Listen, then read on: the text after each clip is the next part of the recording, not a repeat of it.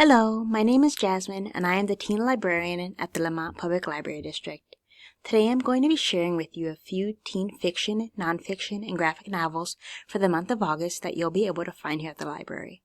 At the end, I'll also be telling you about teen programs we are offering and service hour opportunities that you might be interested in. Let's get started. A Beautiful and Terrible Murder by Claire M. Andrews. In Oxford's All Souls College, Isaac Hollins is pitted against the brightest of Britain's young elite for a seat amongst the prestigious school faculty. The Victorian era is reaching its apex, and the ancient hallways and corridors of Oxford teem with ghosts and secret societies. Isaac finds the competition increasingly cutthroat and diabolical, but there are more pressing concerns. One, that someone or something is murdering Isaac's fellow students one by one, in ways more gruesome than the next. And two, that Isaac's real name is actually Irene Alder. Read-alikes include That's Not My Name by Megan Lally and Six Truths and a Lie by Reem Shokriri. Dream by the Shadows by Logan Carley. The kingdom of Noctis is plagued by corruption, a curse that spreads through dreaming. The Shadowbringer rules from his castle in the dream realm, stealing souls one dreamer at a time. Only an elixir taken every night before sleeping can ward off the dreams and halt corruption. But for some, the allure of the dream realm proves too strong. Esmere Havenfall desperately wants to escape her dreadful village. When her sister Eden succumbs to corruption and their elixir-dealing parents are accused of a horrific crime, Esmere's life unravels into a nightmare. Then she dreams of the Shadowbringer and learns that his sinister magic might be a part of her too. Enticed by the prospect of ending her kingdom's curse and avenging her family, Esmere follows him deeper within the dream realm.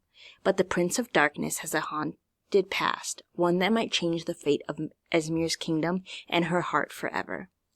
Read-alikes include The Scorpion and the Night Blossom by Emily Wen Zhao and Where Shadows Meet by Patrice Caldwell.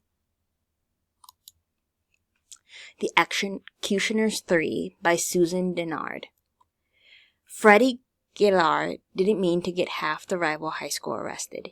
She'd simply heard shrieks coming from the woods, so she'd called the cops like any good human would do. How was she supposed to know it was kids partying? Except the next day, a body is found, and while the local sheriff might call it suicide, Freddie's instincts tell her otherwise. So like the aspiring sleuth and true X-Files aficionado she is, Freddie sets out to prove there's a murderer at large. But her investigation is quickly disrupted by the rivalry between her school and the school of the partying teens she got arrested. For over 20 years, the two student bodies have had an ongoing prank war, and Freddie's failed attempt at Good Samaritan has upped the ante. Worse, the clever and gorgeous leader of the rival prank squad has set his sights on Freddie. As more pranks unfurl, more bodies start piling up in the forest.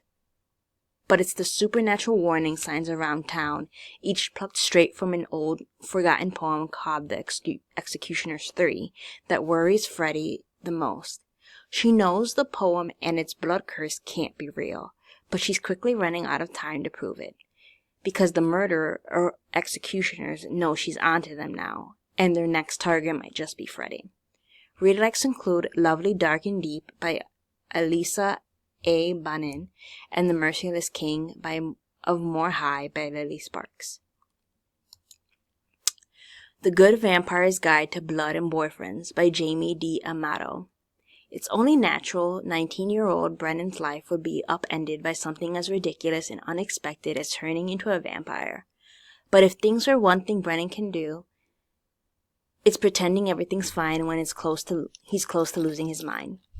Brennan has just crawled his way back to Sturbridge University after recovering from a suicide attempt, and this is not the next life he was hoping for. Brennan's newly bloodthirsty existence gets way more complicated when Cole, the super cute librarian and everyone's campus crush, stumbles on Brennan drinking from a stolen blood bag. Luckily, the adorable Cole is happy to keep Brennan's secret and even seems to maybe like him. Navigating a new relationship is hard enough without the added struggles of vampire puberty, and an eccentric clan of self-proclaimed good vampires, and growing feelings for the one person who makes Brennan feel normal. With swirling rumors of a missing student and a rise in strange animal attacks near campus, Brennan must uncover the secrets of the clan and figure out how to balance vampirism and humanity, or risk losing the first real friends he's ever had. Read-alikes include The Witch and the Vampire by Francis Flores and Till Death by Keelan McDaniel. The LOVE Club by Leo Min.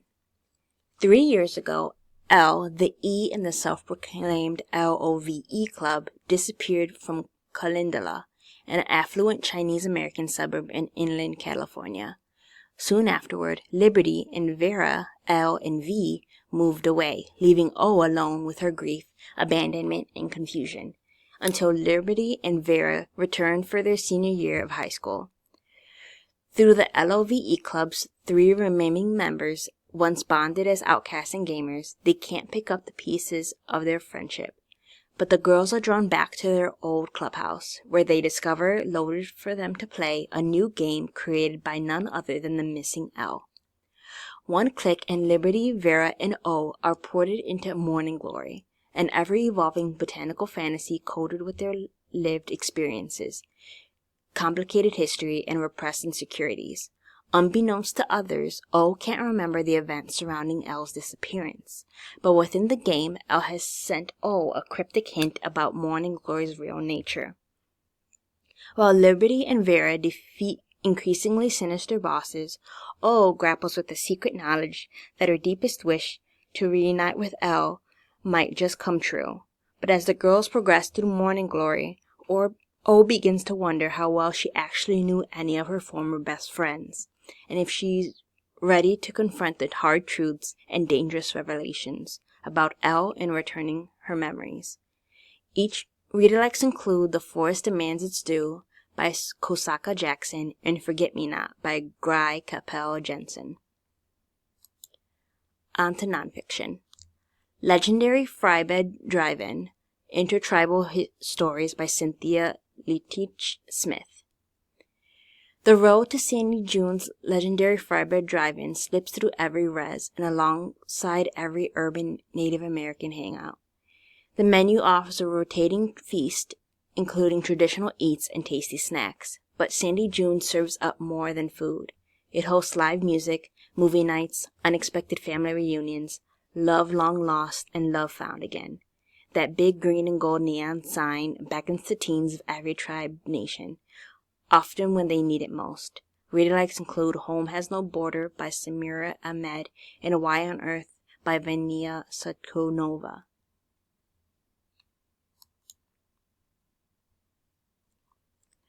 War of the Lambs by Jamison Shea.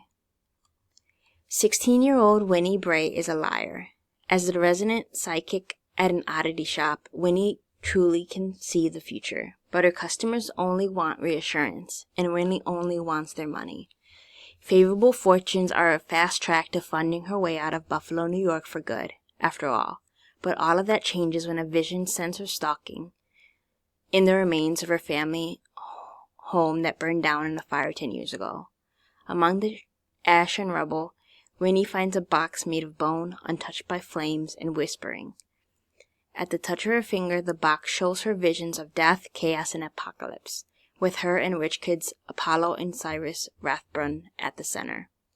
Apollo knows their cousin is up to no good, and with the Rathburn family scattered to the wind, they know Cyrus is aiming to present himself as the one true patriarch.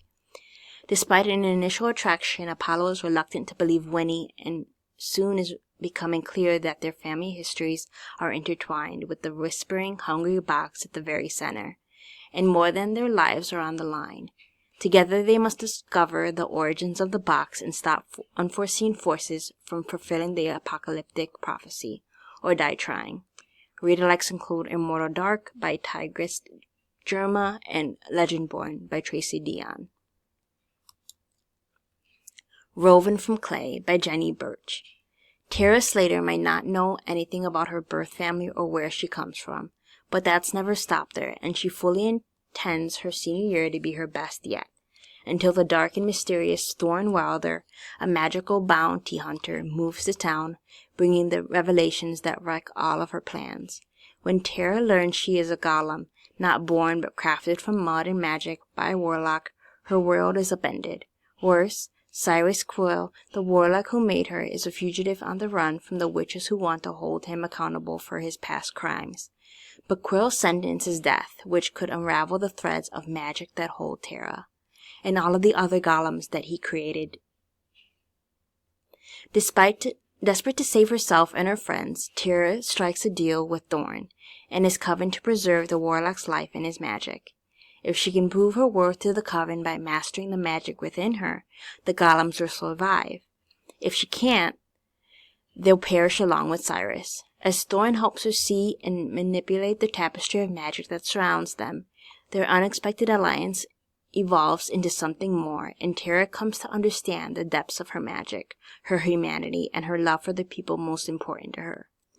Read-alects include A Study in Drowning by Ava Reed and A Shadow and Bone by Leah Bardugo.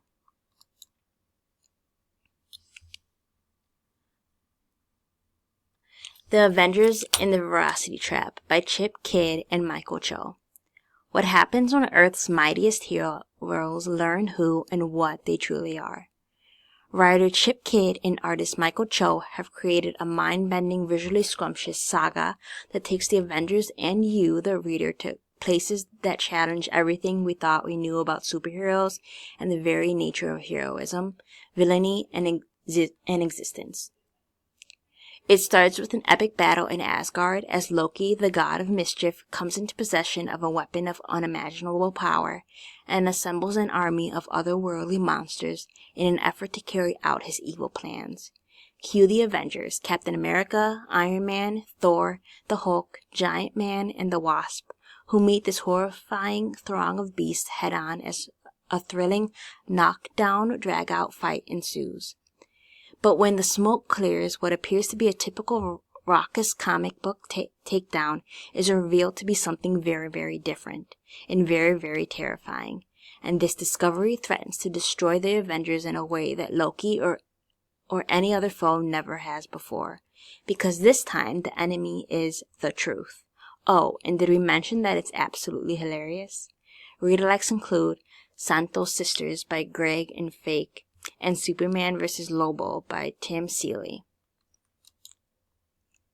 Take Up Space, Y'all, Your Bold and Bright Guide to Self-Love by Tess Holliday and Kelly Kuhn. Take Up Space, Y'all gives teen readers a joyful, can't-put-this-down reading experience with advice and colorful anecdotes from body positivity activist, top plus-size model, and inclusivity consultant Tess Holliday. Tess Holliday has been on a mission to shift society's mindset on what is beautiful, what is healthy, and what matters most out of life and living authentically. Now she and co-author Kelly Kuhn are combating the immense pressure society places on teens, from grades to social status to looks, and acknowledging these can have a negative impact on one's physical and mental health. Let Tess, Kelly, and various professionals guide you to taking up all the space you need by making good eating choices for your body, choosing fashion that defines you, steering clear of social media trolls, and seeking help from trusted adults in hard situations, and more. Through fun quizzes, bite-sized stories from Tess's life, writing prompts, and digestible sidebars, this guide is sure to empower you to unleash self-love and to conquer society pressures while having fun at the same time. Read-alects include Positively Teen, A Practical Guide to More Positive, More Confident You by Nicole Morgan. White Lies: How the South Lost the Civil War, Then Rewrote the History by Ann Bowsam. After the Civil War, the Confederates may have laid down their arms, but they were far from accepting defeat.